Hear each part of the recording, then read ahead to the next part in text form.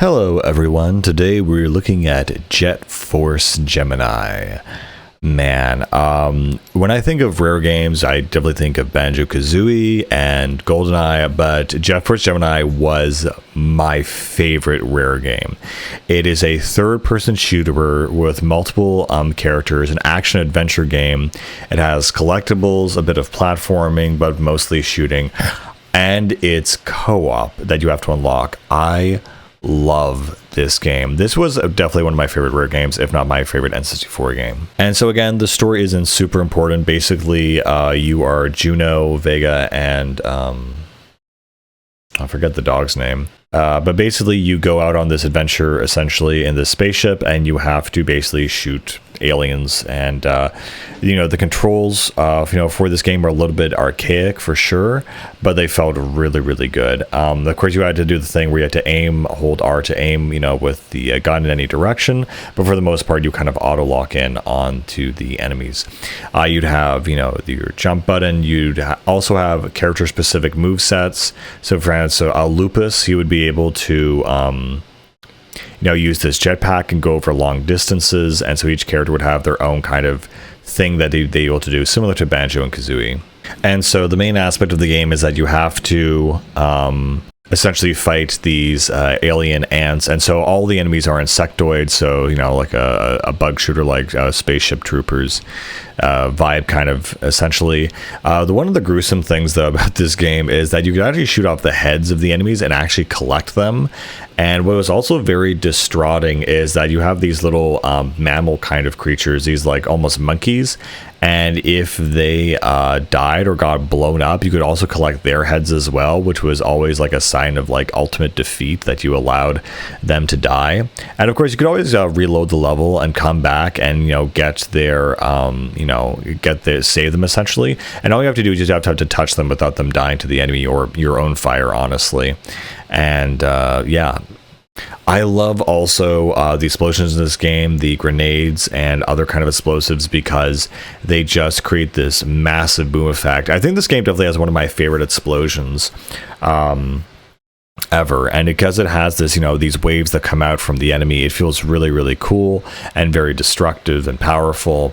And also what I always thought was really cool, you could change the color of the blood in this game. Of course, it's always by default set to what was it, something like just green or whatever, but you could change it to like rainbow colors, purples, a bunch of other stuff like that. I definitely killed a lot of these poor monkey things by accident when I was a kid, because I just was so scared of getting hit by the aliens. I would just blast everything, and that always made me feel really bad. But yeah, similar to Banjo-Kazooie, there are still, even though this is a third-person shooter, it is really an action-adventure game, because it has a series of collectibles, unlockables, and in order to fight the final boss, you needed to find all of the collectibles in the level. And once you had all the collectibles, you were essentially able to upgrade your ship so you could actually go and fight the final boss. And for a really long time, especially as a kid, I was missing like one piece for like my ship, and I had no idea what I was supposed to go or what I had to do. And so years later, I was able to basically come back to the game and figure out a way to basically just go throughout all the areas and just find exactly what I needed. There's a really good array of different weapons in this game. There's this one electroshock weapon. There's another one that's kind of like a plasma gun. Another one that's like a tri-rocket launcher. That was really cool. I really like that one. And the only issue is that you have to be careful, because you need to find ammo for those kinds of weapons, and sometimes it's very rare. Your health bar also had a really cool design to it. It was a series of like this semicircle, and then also this X thing in the middle. And that basically, once you depleted all of that, then you just died. What's also really cool is the sound design and the music in this game. I would say the music in this game really did. Yeah, the music in this game was a massive benefit to the gameplay, because it really, made the world feel alive. It just has this big orchestral kind of vibe to it, and it feels like a big space opera more than anything. It feels really cool. I kind of wish maybe this game was structured a little bit more like Star Fox 64, in the sense that, you know, you kind of go from mission to mission in a linear fashion and improves replayability.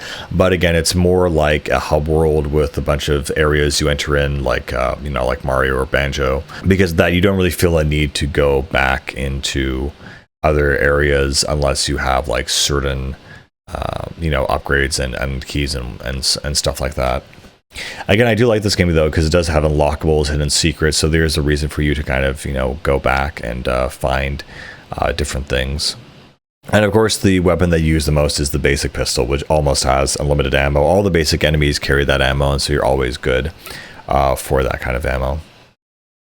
Honestly, looking at this game, this is something I'd actually like to replay eventually one day, simply because I feel like I could beat it fairly quickly knowing what I know now, and with all of my skill and whatever, it would be very easy to, you know, kind of just do it again.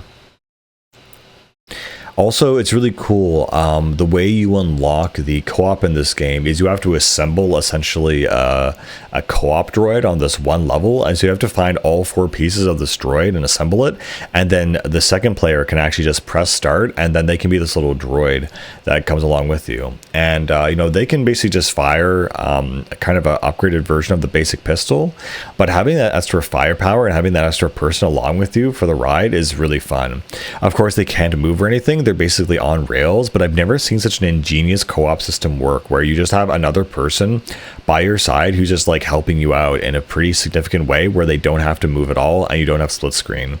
I think that really should be incorporated into other games, maybe obviously third-person shooters, but I'm thinking, what if they even did it for like first-person shooters?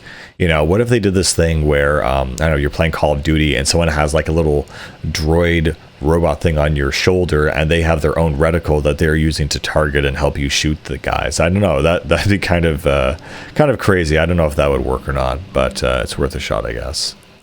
But yeah, this is such a weird, interesting combination of 2 different genres, where you have action adventure, but then you also have like a shooter. And so those 2 things coming together really make a very weird, distinct, and interesting product, which is Jet Force Gemini. Imagine Call of Duty, or maybe like Gears of War, but it was structured like Mario 64 or something. That's kind of what we have here. And again, something so unique that hasn't really been done again. I mean, sure, games like this have been done again before, but they haven't been done in the same way in terms of in a shooter context. Anyway, the game kind of ends with you fighting the giant bug queen. I honestly don't really remember what happens. There are, again, certain levels that you can go through, and there will be certain doors that we lock to certain characters that you have to lock them and come back later and stuff like that. The game itself, you know, even though it's a little bit clunky, a little bit difficult to aim sometimes and hit exactly what you want, this game is still very, very fun. And you have different kind of environments that are really cool. You know, you have, you know, the forest levels, lava levels, different weird abandoned spaceships. Probably my favorite one actually is one that I got when I came back to the game. I hadn't unlocked it yet. It was called the Water Ruins, and it was a really cool level. Like this level was like the music and the soundtrack for it felt really, really weird and ethereal, and I really just enjoyed it. And again, there's actually not a combat here, but it's just something for you to explore. So that's what I really enjoy about this game. It balances rewarding exploration, where, you know, you can find some weird alien thing and then also shoot a bunch of stuff. I guess the closest thing to this game would be something like Mass Effect, but without all the characterization and with more emphasis on combat.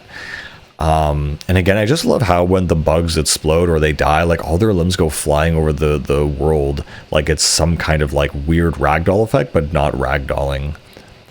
Yeah, and like a lot of the environment and enemies are just really destructible. That makes it very distinct. I don't know, I love Jet Force Gemini. I love this game, and I really would appreciate some kind of sequel or even a spiritual successor. But yeah, until that day happens, we shall see. Anyway, guys, take care.